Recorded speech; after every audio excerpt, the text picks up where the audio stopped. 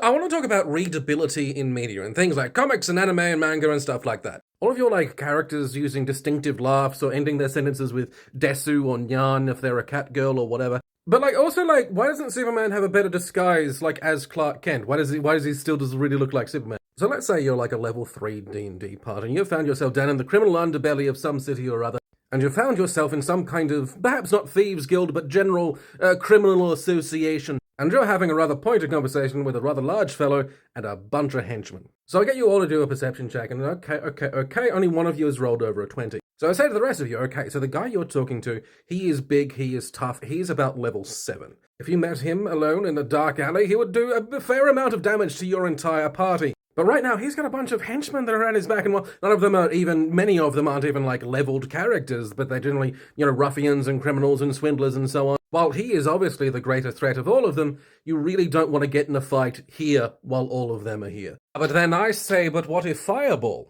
Oh yes, so about that, so you rolled a 23, right? There is a woman.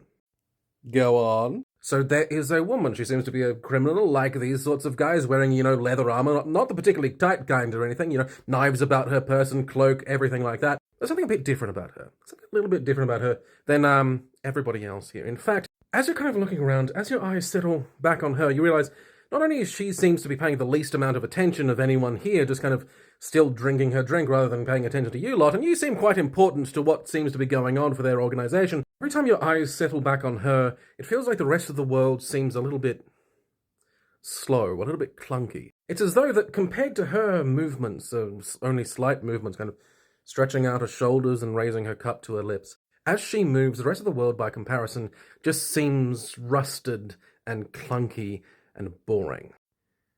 And she sees you. Go on. While we're here, I want you to do me another wisdom perception check. There's an 18 plus a whole bunch of... This is a level 20 assassin rogue.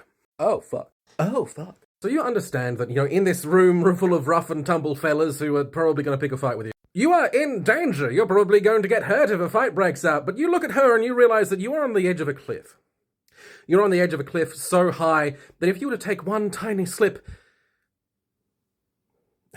It's not really danger, it's something more existential. Now, you would simply be dead. And she sees you.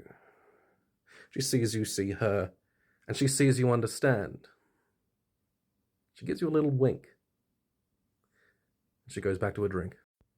Oh, well, I shit myself. Yes, you did. Now, the thing about this character is she never actually showed up again. Or did she? Because the rest of the campaign, when I was playing with these guys, all I needed to do was have any character at all, just go...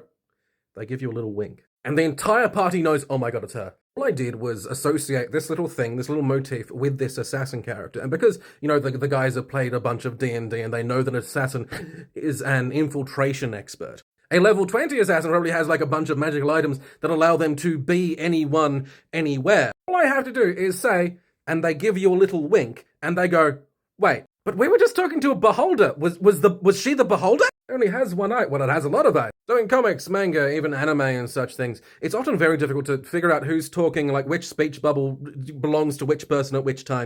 Having things like distinct speech patterns, or even, this character uses a square speech bubble and that guy uses a whatever, having a distinctive laugh, just associating a particular motif with a particular character, saying, they swish their hair twice or something like that. You're trying to communicate something to the reader that they're supposed to know that the characters in the actual situation probably aren't.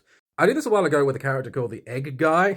The Egg Guy got up to variously, increasingly egg-related shenanigans, such as, stealing dragon eggs and so on. And all I needed to do was have a laugh, a distinctive laugh. I went, and the entire party just goes, it's the Egg Guy. We take a character, we associate them with something, and we, importantly, remain consistent. Unfortunately, it becomes a little bit clunky when it comes to Clark Kent, because we need the audience to know that Clark Kent is Superman, but we don't want to be obvious. So you could argue that canonically, Clark Kent probably does have a better disguise, or something like that. Or you could just not worry about it.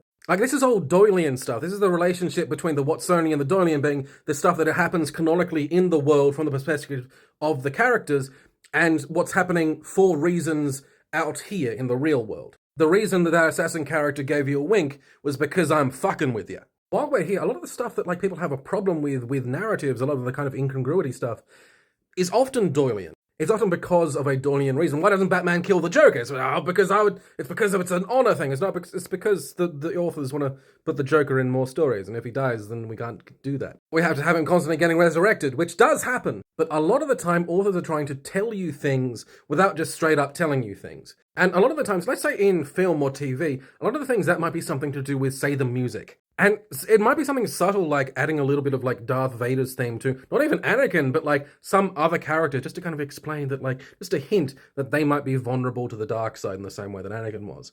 So that's just a thing about readability. It's just like, why do all these Yu-Gi-Oh characters have such ridiculous hair and different silhouettes? It's so you know which ones to look at. That's it. Now, in universe, there might be a reason, a justification, like there was a legendary hairdresser, Hatari Hanzo. It's why all their hairdos are very stabby.